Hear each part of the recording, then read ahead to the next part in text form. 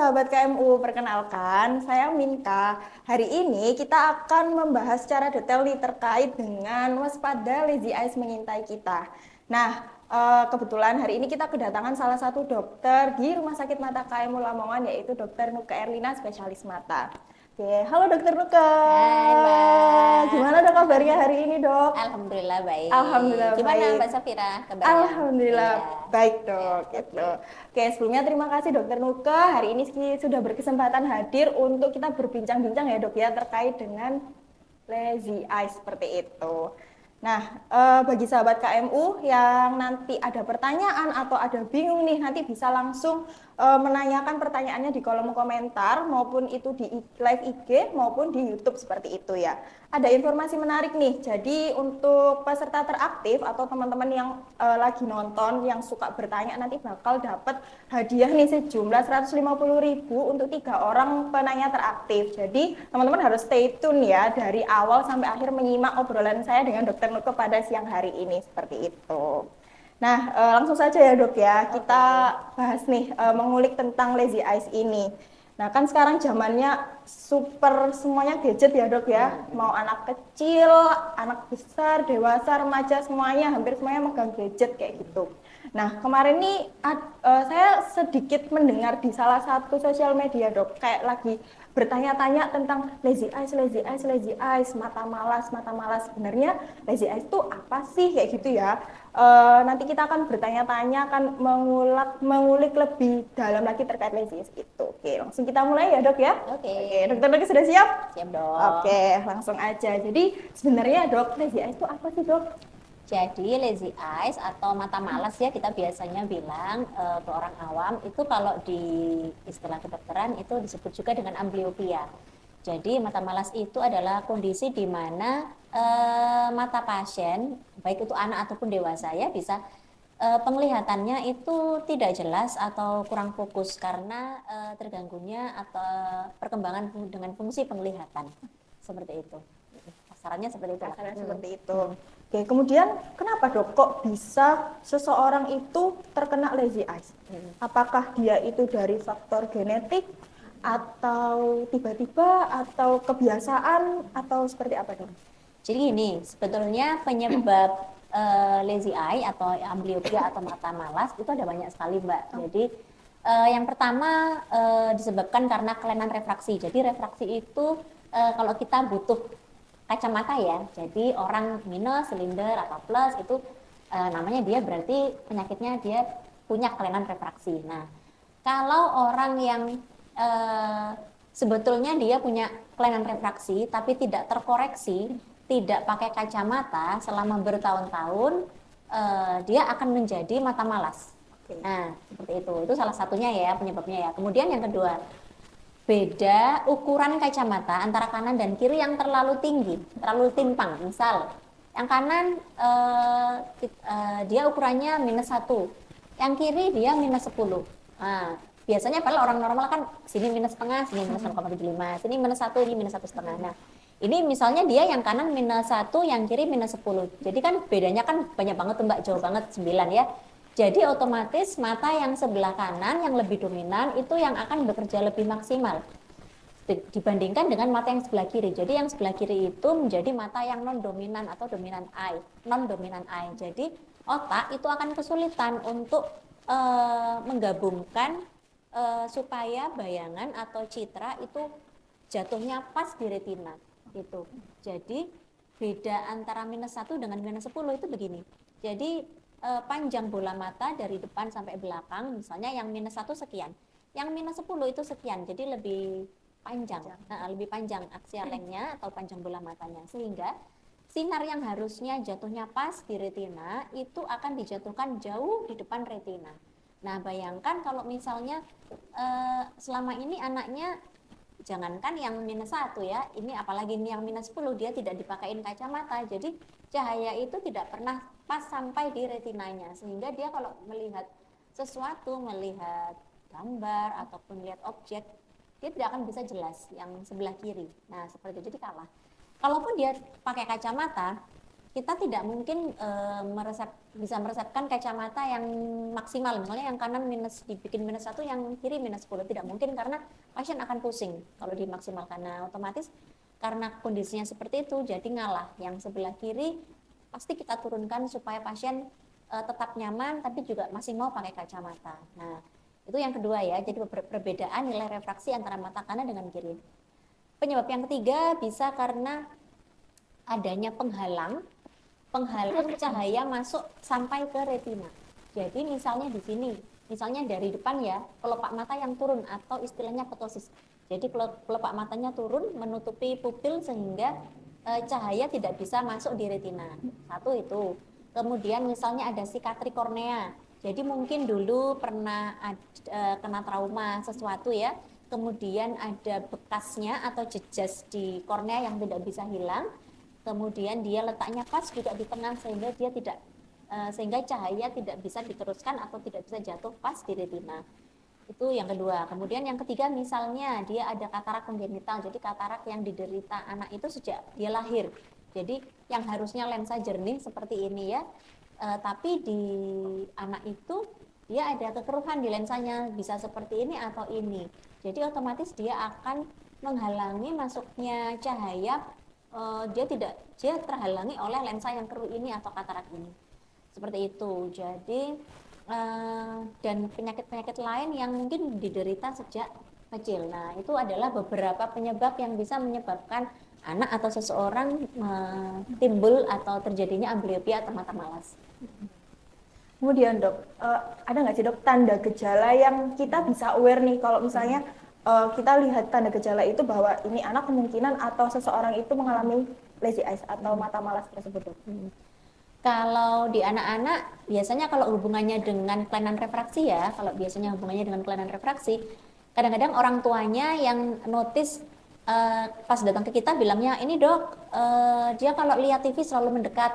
Nah, berarti dia kabur kan, dia nggak bisa normal seperti anggota keluarga yang lain. Padahal anggota keluarga yang lain bisa lihat dari sofa yang jaraknya mungkin 3-4 meter dari TV. Satu itu. Dua, kalau kita udah besar nih, ya kita mungkin di sekitar kita, teman kerja kita atau teman sekolah kita pasti ada yang seperti ini. Kalau lihat papan tulis atau lihat teman dari jauh ya, dia akan menyipitkan matanya. Nah, seperti itu juga salah satu upaya dia sebetulnya untuk memfokuskan supaya gambarnya itu pas di retina gitu. Jadi secara tidak sengaja seperti itu. Nah, itu kalau yang kelainan refraksi ya, karena disebabkan kelainan refraksi ya. Kalau yang disebabkan karena katarak kongenital terutamanya ya sejak kecil, biasanya harusnya ya orang tuanya terutama yang lebih aware, misalnya pada saat memandikan si anak. Kalau mandiin si anak, bayi kan masih diletakkan di meja gitu ya. Yeah. Nah, biasanya kan kita mengusap wajahnya. Kalau pada saat kita mengusap wajahnya, kita pasti akan ada yang kok beda ya, kok matanya kok ada yang putih-putih ya, bisa seperti itu. Atau pada saat cahaya yang redup atau cahaya yang gelap itu kayak kok beda ya matanya di situ. Nah, bisa seperti itu. Kemudian kalau yang ptosis tadi, kelopak mata turun, nah ini harusnya juga orang tua ataupun diri sendiri ya, kalau misalnya ptosisnya sudah besar ya, itu harus aware ya, ini kelopak mataku kok lebih turun ya daripada sebelumnya, atau kok nggak sama ya kanan dengan kiri, yang sebelah kanan bisa buka lebar, yang sebelah kiri kok nutup separuh ya. Nah, itu salah satu yang bisa kita lihat ya sebetulnya ya. Kayak gitu sih tanda dan gejalanya. Kemudian dok, kalau misalnya kita punya riwayat nih penggunaan kacamata, apakah dia beresiko lebih tinggi bisa terkena lazy eyes, atau apakah resikonya sama aja dengan orang-orang yang kita nggak punya kelainan kacamata atau kita nggak pernah pakai kacamata nih sama sekali? Jadi gini Mbak, dilihat dulu dia pertama kali pakainya kapan. Sebetulnya amblyopia ini bisa dicegah atau bisa diatasi lebih cepat lebih baik. Jadi misalnya dia sebetulnya punya kelainan refraksi, tapi sedini mungkin si orang tua atau pasien itu aware bahwa dirinya sebetulnya itu kabur, kamu itu sebetulnya itu kabur. Nah, cuma kadang-kadang kan anak-anak itu kan anak-anak SMP itu kan kadang-kadang maksain ya kayak gini. Nah, itu padahal harusnya tuh aslinya dia itu kabur. Nah, kalau misalnya dia sedini mungkin bisa ditemukan ada kelainan refraksi dan dia segera koreksi dengan pemberian kacamata, nah insya Allah si amblyopia ini tidak akan datang ke dia. Nah, karena dia sudah cepat terkoreksi. Jadi kelainan refraksi itu kenapa alat bantunya kacamata? Karena yang tadi saya jelaskan ya, jadi bola matanya kan lebih lonjong. Misalnya ini pada kasus miopia atau minus ya, karena bola matanya lebih lonjong, cahaya itu jatuhnya di depan retina. Nah, karena jatuhnya di depan retina, kita butuh lensa minus supaya dia mengantarkan si cahaya ini jatuhnya tepat di retina. Nah, kalau dia ada kelainan refraksi ditemukan sedini mungkin, dia cepat pakai kacamata. Nah, si retina ini kan akan sensitif sama cahaya. Dia akan, oh ini gambarnya, oh gini. Nah, bayangkan kalau misalnya dia, sebetulnya dia harusnya sudah pakai kacamata sejak TK. Tapi dia baru datang ke kita SMP. Banyak itu Mbak, terjadi di praktek kita sehari-hari itu banyak sekali ya seperti itu. Kebanyakan di anak-anak itu ya sudah terjadi amblyopia. Jadi datang udah dalam keadaan langsung minus 4, minus 3 atau minus 5 gitu. Terus kalau ditanyain, dulu sebelumnya pernah pakai kacamata nggak? Enggak, belum pernah. Nah itu biasanya dia dikoreksi dengan kacamata koreksi terbaik pun atau maksimal untuk anaknya, dia tidak bisa melihat sampai huruf yang paling kecil. Nah itu yang namanya mata malas atau amblyopia ya. Jadi dengan dikoreksi dengan kacamata semaksimal untuk anak itu atau orang itu, dia tidak bisa melihat huruf yang paling kecil. Seperti itu. Oke, ini ada beberapa pertanyaan nih dok dari teman-teman sahabat KMU nih dok. Pertama dari Ali Ranyaran. Ciri khas mata malas dan bedanya dengan mata lelah itu apa dok? Terutama kalau misalnya kita sehari-hari full di depan gadget atau depan komputer kayak gitu. Jadi beda ya kalau mata malas dengan mata yang lelah ya tadi ya? Iya, mata lelah. Kalau mata malas itu untuk penglihatan jauhnya. Kalau mata malas itu untuk penglihatan jauhnya, dia tidak fokus, dia blur, dia kabur. Walaupun dia sudah dibantu dengan alat bantu kacamata, dia tetap tidak bisa yang lihat yang kecil sekali, dia tidak bisa. Kalau mata malas beda. Kalau mata malas atau kalau mata lelah, dia karena akibat aktivitasnya dia lihat gadget sehari-hari yang terlalu lama, biasanya keluhannya lebih sekitar pusing, kemudian lelah di sekitar mata, kemudian bisa rasanya kayak rasanya panas, lelah, kayak pengen merem gitu aja, rasanya seperti itu. Mungkin dia tidak ada kelainan refraksi, dia untuk lihat jauhnya dia sebetulnya jelas, tapi karena dia terlalu banyak aktivitasnya lihat dekat atau lihat gadget, sehingga akan terjadi mata lelah. Nah itu, jadi itu bedanya ya. Beda. Kalau mata malas kan jauhnya ya. Kalau mata lelah lebih ke eye strain, jadi kayak otot-otot matanya terlalu bekerja terlalu keras, nah gitu. Oke, kemudian ini ada lagi dok dari @ana_FZ. Apakah mata malas akibat kebanyakan gadget? Kalau iya berapa sih lama yang idealnya screen time untuk anak perharinya? Sebetulnya gini, mungkin kalau mata malas karena gadget enggak ya, tapi kalau karena gadget jadi ada kelainan refraksi itu iya. Nah gitu, jadi kalau tapi idealnya sebenarnya udah ada penelitian sini. Memang kalau terlalu lama kita lihat gadget terlalu lama, jadi nanti mata itu akan dipaksa untuk akomodasi terus lensanya Mbak. Nah sehingga ini lama-lama anak ini jadi ada ukuran minusnya nih lama-lama. Nah jadi makanya kenapa kita selalu edukasi ke pasien-pasien yang pada saat datang dia sudah ada minusnya banyak, dan kalau kita tanyai kamu main HP nggak di rumah? Oh, biasanya ibunya ya yang bilang, oh iya dok, ini lu lama ini, itu lo dengerin. Nah, biasanya tuh kayak gitu. Berapa jam bu biasanya? Waduh, wes gak kenal jam dok, jam-jaman. Nah, kayak gitu-gitu ya biasanya ya. Nah, padahal kalau dari penelitian, idealnya dalam satu hari itu kita sebaiknya aktivitas di depan gadget itu maksimal 1,5 jam per hari saja.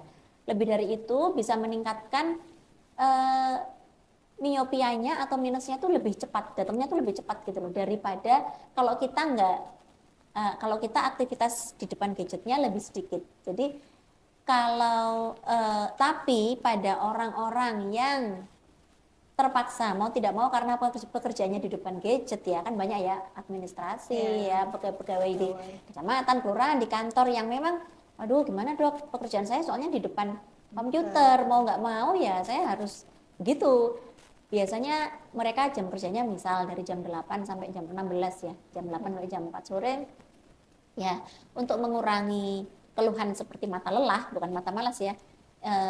Jadi harus ada kayak visual hygiene. Jadi rule of 20, tiap 20 menit kita lihat gadget, matanya diistirahatkan untuk lihat jauh sejauh 20 kaki atau 6 meter selama 20 detik.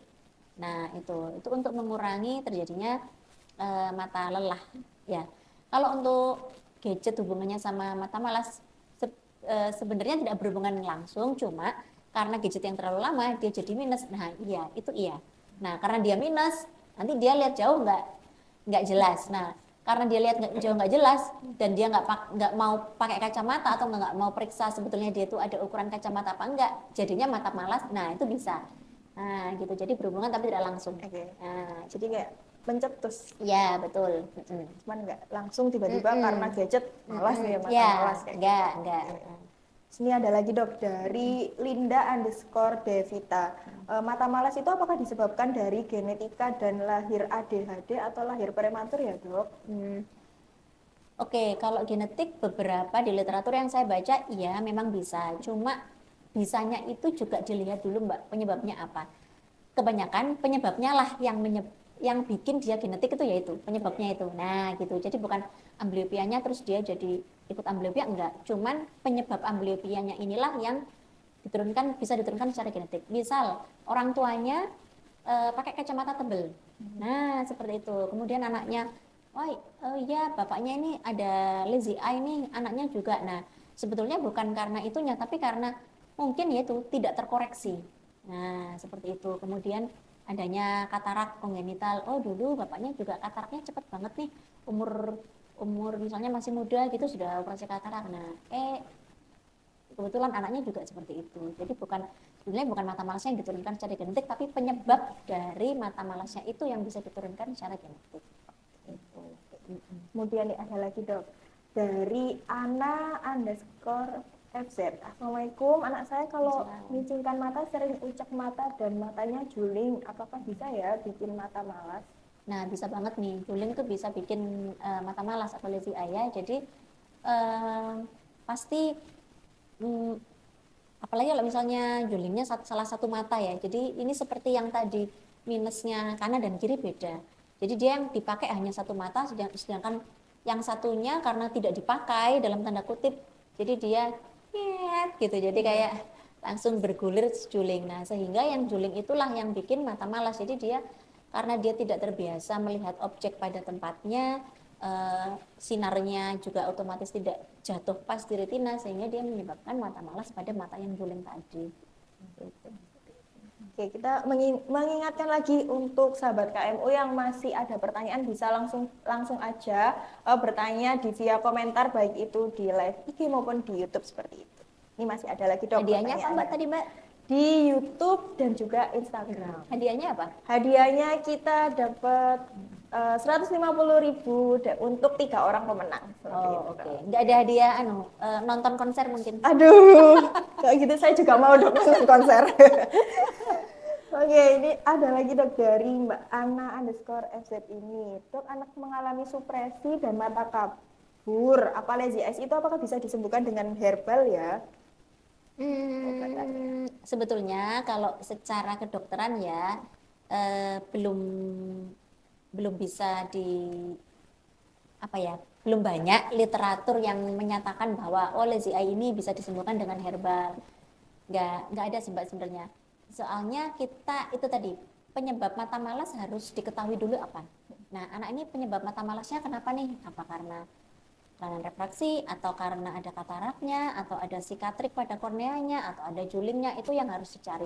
Nah, kalau sudah ketemu penyebabnya itu apa, kita bisa mengobati atau kita bisa menerapi atau melakukan tata laksana berikutnya sehingga mata malasnya bisa diatasi seperti itu. Kalau untuk herbal, misalnya kayak tetes apa gitu ya, tetes daun apa gitu ya. Rasa-rasanya kok kita tidak pernah menyarankan ya, sebaiknya tidak, karena gini,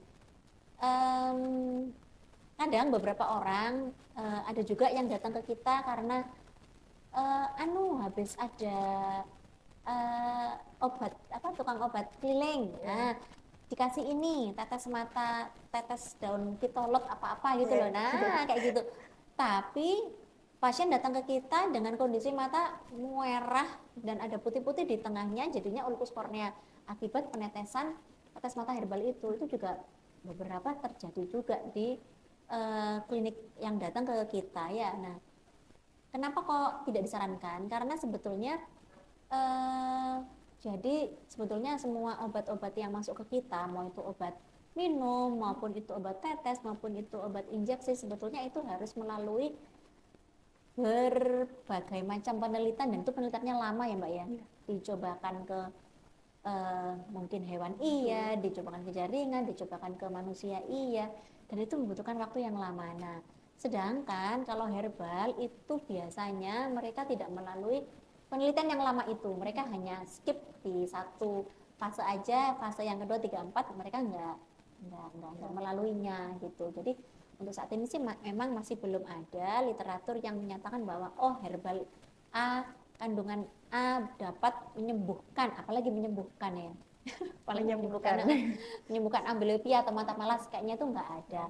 Cuma, nah ini beberapa pasien gini, dok, kok bisa sih anak saya kena ini apa namanya mata malas, atau kok bisa sih minusnya banyak padahal setiap hari saya juskan wortel. Iya. Kayak gitu-gitu Sering itu sih, ya. Dok, Sering banget itu. Sebetulnya tidak ada yang salah dengan wortel. Tolong jangan difitnah itu wortel. Iya juga. Sebenarnya nggak ada yang salah dengan wortelnya. Cuman begini. Jadi kandungan apapun di sayur dan buah-buahan itu kan baik. Jadi itu kan seperti antioksidan ya. Dia baik untuk untuk saraf mata kita. Jadi untuk meningkatkan kualitas penglihatan itu oke. Cuma dengan kamu banyaknya mengkonsumsi jus itu tidak bisa loh ya menurunkan minus itu loh. Itu yang harus dikoreksi, maksudnya kebanyakan kita kan ya, memang orang banyak tua yang kadang tidak denial mengerti. ya dok ya, Ya, kayak betul. anaknya minus terus ya udahlah gak usah pakai kacamata, minum jus wortel yang banyak, makan sayur yang banyak gitu. Nah itu ternyata itu, kan salah ya, persepsi jadi gitu. kalau memang harus pakai kacamata, kalau memang waktu periksa ke dokter mata dan dia, Bu, ini anaknya harus pakai kacamata ya, apalagi minusnya udah banyak. Jangan diarahkan dengan hanya minum jus atau makan sayur dan buah ya, tapi juga dipakaikan kacamata. Itu penting karena kalau hanya minum jus wortel saja, dia tidak akan memperbaiki penglihatan dan dia tetap akan terjadi lazy eye tadi karena tidak tertolong dengan kacamata yang seharusnya ukuran yang pas untuk anaknya. Gitu. Ini sahabat KMU harus didengarkan dengan detail ya, karena dengerinnya setengah-setengah ya dok ya, jadi orang-orang kan salah persepsi seperti itu, padahal harusnya informasi itu lengkap, tapi karena dipotong-potong akhirnya. Karena juga ini ya, kalau minus itu kan minus atau silinder itu kan karena panjang bola mata maupun mungkin bentuk kornea mungkin tidak normal. Nah, kalau dia itu minus, panjang bola matanya kan panjang seperti yang saya bilang tadi ya, mau diminumin wortel 1 jerigen, 2 jerigen, 3 jerigen per hari, dia tidak akan bisa memendekkan bola matanya. Apalagi kalau misalnya kita ketemunya dia minus 5 itu udah masih umur 7. Nah, sedangkan kelainan refraksi itu masih bisa berubah-ubah dan masih bisa berkembang sampai anaknya sekitar umur 18 sampai 20 tahun. Otomatis minusnya akan nambah. Nah, minusnya nambah ini bukan karena dia pakai kacamata, bukan, tapi karena dia tumbuh dan berkembang. Badannya kan ikut tinggi. Nah, bola matanya juga ikut berkembang. Nah, seperti itu ya. Itu yang harus dimengerti. Oke, kemudian tadi kita sempat bahas tentang pengobatan ya dok ya. Ini dari akun Lala Siregar 17. Kalau udah dewasa atau tetap bisa disembuhkan ya dok dengan terapi apa, dan bedanya dengan mata juling itu apa? Ini apanya? Jadi terapi, iya, lazy eyes-nya itu ada pengobatannya nggak sih dok yang bisa kita lakukan nih kalau misalnya sudah terlanjur terkena? Jadi seperti yang saya bilang tadi ya Mbak di awal, jadi amblyopia itu harus tahu dulu penyebabnya apa. Jadi kalau sudah tahu penyebabnya, bisa diobati dengan segera atau bisa ditata laksana dengan segera.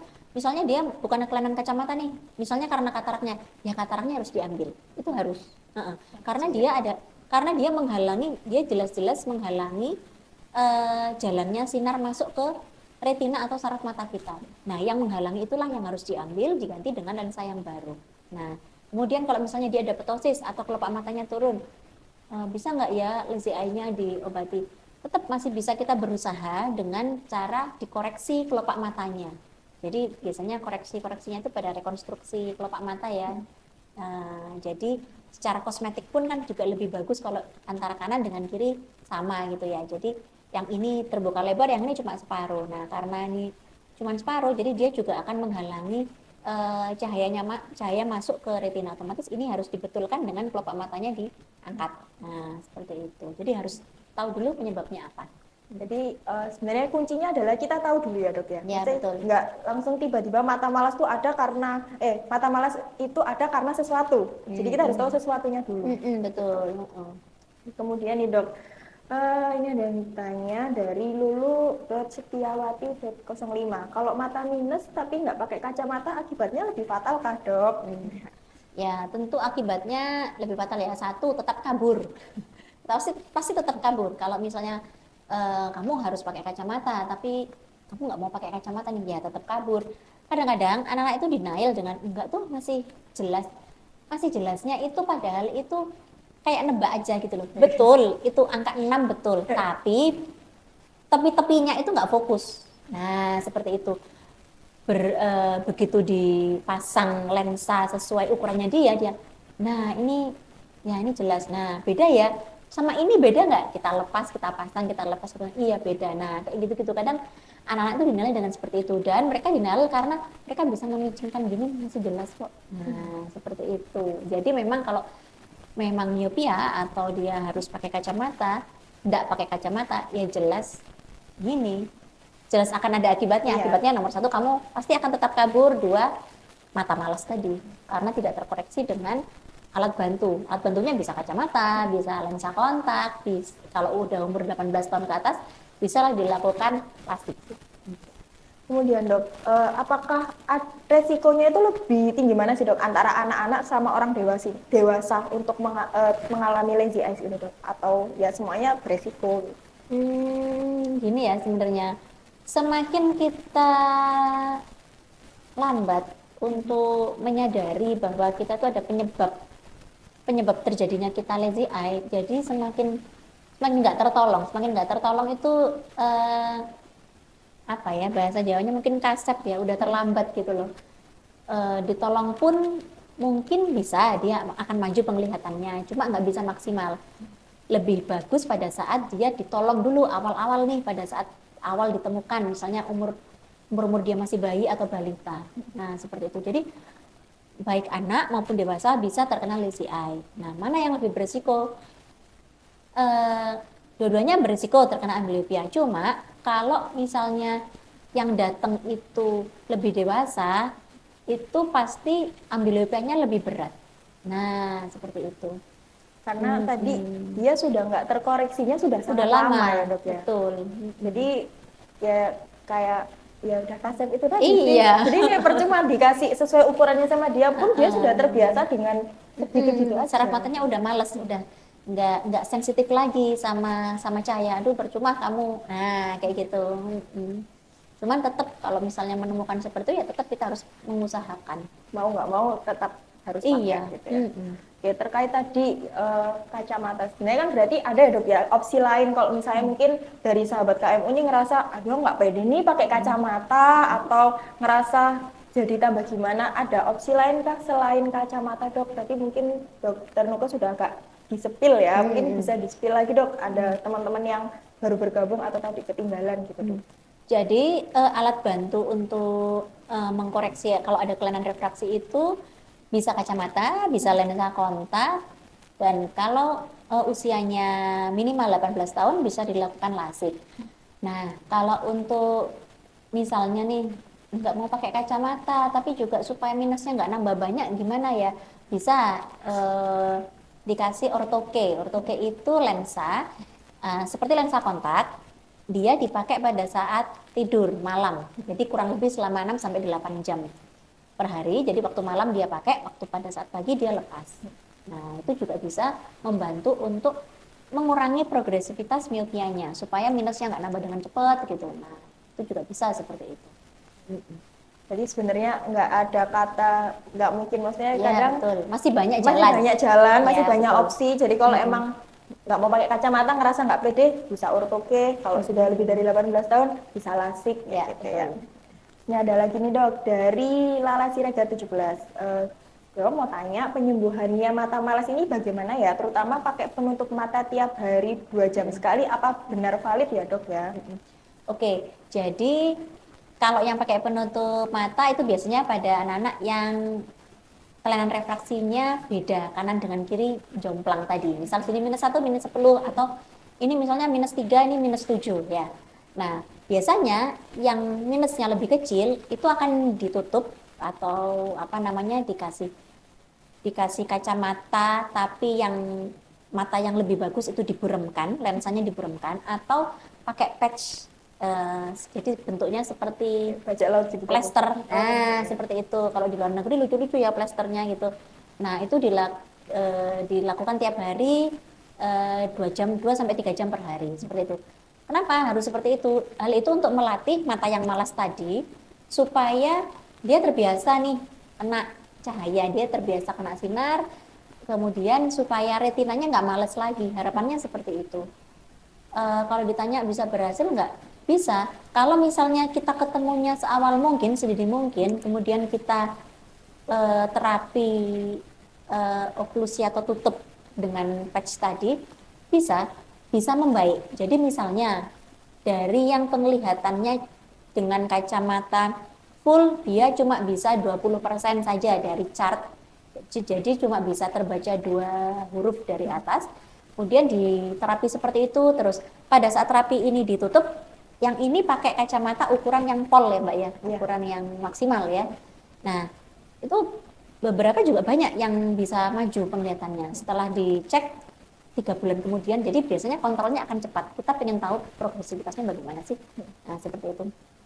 Kalau misalnya 3 bulan kemudian dia bisa maju 20% lagi, jadi 40%. Wah, bisa baca 4 baris dari atas. Nah, berarti kan ada kemajuan ya. Memang nggak bisa, mungkin tidak bisa 100%. Nah, mungkin tidak bisa 100%, karena pada saat kita sudah buka 2 mata, pasti mata yang dominan lah yang lebih banyak bekerja. Nah, seperti itu. Otomatis yang lazy eye ini akan kalah. Nah, seperti itu. Otomatis nggak bisa 100% seperti mata yang bagus atau yang mata dominan. Cuman lumayan daripada kamu nggak ini sama sekali ya. Namanya orang Gitu. usaha ya dok ya. Iya, sayang banget gitu loh. Apalagi kalau masih muda. Nah, Karena hubungannya dengan apa sih? Hubungannya dengan cari pekerjaan sebenarnya Mbak. Oke. Nah, kasihan kayak gitu ya. Terus berarti dok, kapan sih dok kita mendeteksi lebih awal terkait lazy eyes ini, atau mungkin lebih enaknya kapan kita harus periksa mata? Kan kadang orang merasa aku nggak ada keluhan, mataku nggak merah, penglihatanku juga ya masih bisa lah kayak gitu, terus akhirnya ya sudah gitu. Nah itu gimana dok? Gini, sebenarnya cek mata itu sebetulnya seperti cek gigi ya. Kita pun kalau gigi kan kalau nggak ada keluhan kan pasti nggak ke dokter gigi ya. Harusnya, memang seharusnya cek gigi itu ya paling tidak lah pernah kita lakukan setahun sekali, paling tidak ya, lebih bagus mungkin 6 bulan sekali ya, cuman paling tidak setahun sekali gitulah ya. Kalau misalnya untuk kapan sebaiknya, kalau untuk bayi mungkin orang tuanya ya yang harus lebih aware. Misal, oh anakku kemarin prematur nih, nah itu memang harus diperiksa ke dokter mata. Biasanya dokter anak yang menangani pada saat anaknya itu lahir biasanya akan mengkonsulkan ke dokter mata. Pasti itu, karena untuk mengetahui perkembangan retinanya anak ini normal apa enggak. Nah, seperti itu. Kalau pada anak-anak prematur itu sebaiknya lebih cepat lebih baik untuk dikonsulkan ke dokter mata. Kemudian anak-anak yang punya orang tuanya atau kakaknya pakai kacamata yang tebal, nah itu sebaiknya juga diperiksakan. Beberapa ada juga Mbak yang gini, yang kecil nggak ada keluhan nih, yang besar yang periksa kacamata, ternyata yang si kakak ini umur 5 atau 6 tahun, dia ternyata ada ukuran -1,5, silindernya 3,5, kan gede banget tuh. Nah kemudian biasanya saya tanyain, Bu ini anaknya ada berapa Bu? Ada 2 dok, yang satunya umur berapa? Satunya umur 3. Coba Bu coba deh diperiksa di sini. Nah, anaknya kebetulan pinter, bisa tahu, udah tahu gambar-gambar, ngerti lah ya. Ternyata benar ada ukuran kacamata. Nah, kayak gitu-gitu itu yang harus aware. Jadi memang lebih cepat lebih baik. Gitu. Seawal mungkin, Seawal sedini mungkin. mungkin. Kalaupun kita nggak ada keluhan, kita merasa jelas kok aman-aman aja, aku masih baik-baik aja.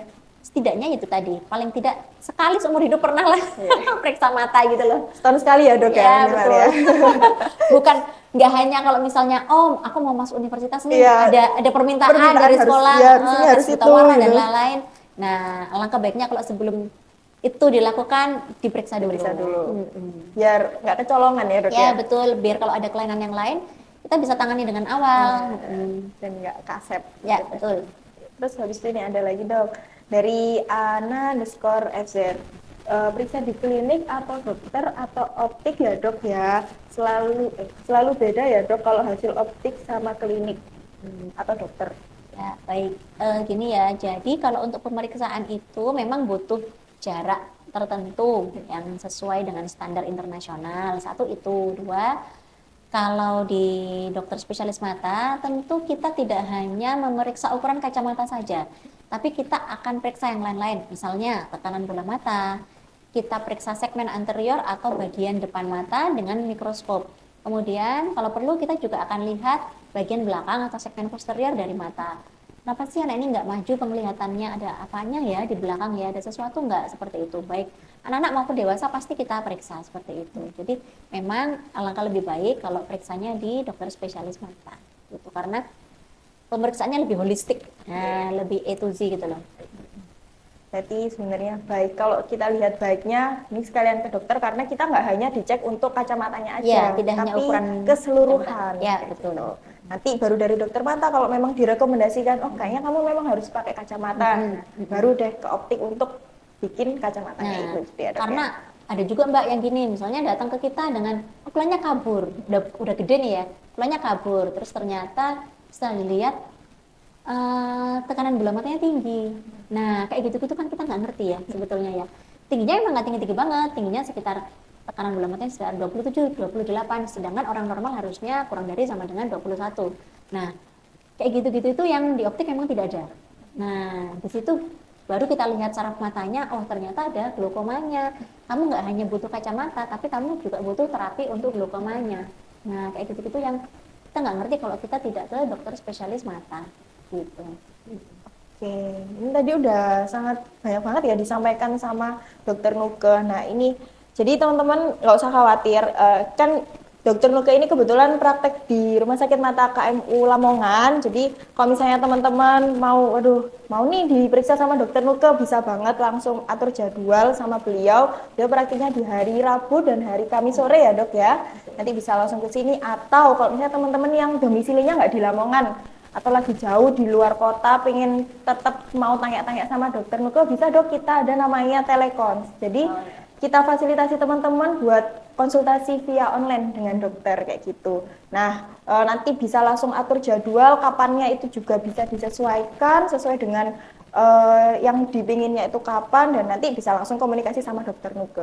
Jadi kita nggak terbatas jarak dan betul. waktu, Iya, karena ya tadi salah satu keuntungan teknologi. ya betul. Kita harus sangat bijak ya dok Iya. ya memanfaatkan teknologi ini gitu. Jadi teman-teman yang kira-kira pengen nih tanya-tanya sama dokter Nuke atau ada keluhan mata kayak gitu, bisa langsung atur jadwal karena kita ada namanya telecons seperti itu. Buat kalau misalnya dapat obat juga jangan khawatir, karena obatnya nanti bisa dikirimkan ke rumahnya teman-teman yang masih di domisili Lamongan, atau nanti kita bisa kopikan untuk efeknya seperti itu. Gitu, luar biasa ya dok ya obrolan kita siang menuju sore ini. Ya, wow banget. Nah, kemudian dok, saya tuh pernah dengar dok, katanya kalau kalau tadi terkait lazy eyes, terus kalau misalnya tadi dia tidak terkoreksi secara benar, kan tadi bisa kemungkinan untuk juling ya dok ya, kayak gitu. Nah, kayak gitu tuh kalau misalnya sudah terlanjur juling, apakah dia tetap bisa balik lagi atau gimana dok? Kembali ini maksudnya bola matanya kembali lurus gitu. Iya, kembali lurus, kemudian lazy eyes-nya juga hilang kayak gitu. Beberapa yang karena julingnya karena kelainan refraksi bisa kembali Mbak. Bisa kembali. Bahkan kapan ya, beberapa bulan yang lalu saya operasi katarak pasien yang minusnya banyak dan dia ada kataraknya juga. dan dia agak juling. Waktu ada kataraknya itu dia agak juling. Kemudian setelah kataraknya diambil, itu ke tengah loh. Karena kalau operasi katarak, kita selain mengambil kataraknya, kita kan sekaligus mengkoreksi kelainan refraksinya dengan kita menanamkan lensa tanam itu ya. Nah, dia sendiri juga kaget, dia dan suaminya kaget loh. Kok jadi ke tengah ya? Kok jadi nggak juling lagi ya kamu gitu? Jadi memang kalau misalnya julingnya itu karena disebabkan karena kelainan refraksi, kalau sudah dibantu dengan alat bantu, salah satunya ya kacamata itu ya, itu biasanya pasien akan ke tengah. Tapi begitu dilepas, nyek gitu. Nah, jadi bergulir lagi seperti itu. Tapi beda lagi kalau misalnya julingnya bukan gara-gara itu ya. Misalnya julingnya memang betul-betul karena ada parese atau ada kelemahan di saraf penggerak bola mata. Nah, itu memang tidak bisa kembali lagi ke tengah sendiri dengan sendirinya, itu memang sulit. Nah, biasanya itu akan dikoreksi. Jadi dioperasi strabismus ya. Jadi dikoreksi julingnya supaya dia bisa kembali ke tengah. Kayak itu. Kemudian dok, semisal kita sebelumnya, ini 2 case ya dok ya. Pertama kita belum pernah pakai kacamata, terus kita periksa ternyata di ukuran tuh muncul nih cuman 1/4 atau 0,75 kayak gitu ya minus. Terus habis itu kita coba dicek tajam penglihatan kok masih 100%. Nah kayak gitu tetap harus pakai kacamata nggak sih dok? Kalau biasanya kalau banyak ya biasanya ya kadang-kadang kasus seperti itu ya. Biasanya rata-rata pemakai gadget nih yang kayak gini nih. Biasanya kayak gitu. Jadi kadang-kadang di mesin untuk pengukur kacamata dia berubah-ubah. Nah, satu itu, dua, dia biasanya usianya masih muda. Kemudian dia pemakai gadget. Nah, kalau seperti itu biasanya kita tidak langsung memberikan dia resep kacamata. Kita mengedukasi untuk coba stop dulu gadgetnya. Semua gadget stop dulu, kurang lebih 2 minggu, minimal 2 minggu. Stop dulu, lebih banyak aktivitas yang untuk di luar atau lihat jauh seperti itu. Nanti pada saat kembali kita ukur ulang. Nah, itulah ukuran yang sesungguhnya. Biasanya seperti itu. Banyak yang seperti itu Mbak, datang ke kita setelah kita suruh off gadget 2 minggu. Iya dok, sudah enak. Jadi nggak pakai kacamata sebenarnya dia. Nah itu tadi yang saya bilang kenapa kok gadget itu bikin kita jadi minus karena lensanya akomodasi terus sehingga mesin pembaca kelainan refraksi atau autorefraktometernya itu kebacanya jadi minus terus padahal sebenarnya dia nggak ada. Cuman karena dia akomodasi terus di depan gadget jadi dia seperti itu. Itu bisa seperti itu. Atau gini dalam 2 minggu misalnya, waduh dok nggak mungkin saya off gadget karena pekerjaan saya harus di depan komputer. Nah, pakai yang rule of 20 tadi. Jadi tiap 20 menit sekali lihat gadget, matanya diistirahatkan untuk lihat jauh sejauh 20 kaki atau 6 meter selama 20 detik. Dan di depan gadget harus lebih sering berkedip. Seperti itu. Dibantu dengan kompres-kompres hangat, sesering mungkin juga boleh. Pakai handuk kecil, dikasih air hangat, ditempelkan di mata selama 5 menit, tiap 3 jam sekali, boleh seperti itu. Gitu. Kemudian terakhir nih dok ya, kalau misalnya kan tadi case-nya belum pernah pakai kacamata. Kalau dia sudah pernah pakai kacamata, terus misal awalnya dia minusnya 2 atau 2,5 lah, kemudian dia sudah 1 tahun, kacamatanya sudah nggak enak, dia cek lagi, tiba-tiba minusnya sudah naik sampai minus 4 kayak gitu. Tapi ternyata dicobakan itu dia hanya enaknya di minus 3 kayak gitu, sedangkan di alat itu minus 4 gitu. Nah, kayak gitu apakah dia resiko juga ke lazy eyes dalam artian harusnya diukur minus 4 tapi kok ternyata kacamata yang jadi 3 kayak gitu atau nggak apa-apa dok? Jadi gini, biasanya pengukuran tidak hanya 1 kali ya, pengukuran di autorefraktometer itu tidak hanya 1 kali. Kalau misalnya kok kok berubah-ubah terus ya biasanya kita ulang minimal 3 kali. Kalau misalnya sudah istiqomah di angka itu, nah itu yang kita cobakan. Kalau misalnya aduh nggak enak, misalnya dia enaknya di 3. Nah, mungkin di matanya pasien itu dia ada akomodasi di matanya. Jadi gini, harusnya dia memang pakai minus 3, aslinya dia pakai minus 3, tapi matanya akomodasi maksimal, lensanya akomodasi maksimal sehingga terbacanya itu seperti minus 4. Nah, prinsip pemberian kacamata itu adalah yang senyaman mungkin untuk pasien, gitu. Bukan seterang mungkin terang tapi sakit banget. Nah, sakit banget karena kayak terlalu banyak cahaya yang masuk seperti itu. Jadi prinsipnya senyaman mungkin. Jadi kenapa kok kalau kita cek kacamata kita agak lama karena kita coba satu-satu kita naikkan sedikit-sedikit gitu. Mana yang paling nyaman? Ini enak nggak? Enak. Oh enakan tadi. Ini enak nggak? Terang tapi sakit ya. Nah ini lebih nyaman yang ini. Nah seperti itu. Jadi memang harus pelan-pelan ada step-stepnya kita naik turunkan seperempat seperempat seperti itu. Yang senyaman mungkin sih prinsipnya. Oke, kemudian nih dari dokter Nuke ada nggak sih dok tips terhindar dari lazy eyes ala dokter Nuke seperti itu dok?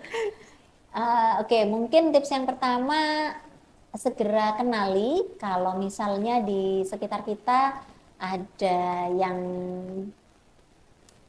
kalau anak ya, pada anak ya mungkin anaknya yang kecil mungkin ada putih-putih di matanya. Nah, itu segera kenali. Kalau ada ketemu itu segera ke dokter spesialis mata. Kemudian segera kenali, misal kelopak matanya lebih turun sebelah. Nah, itu juga harus segera ke dokter spesialis mata.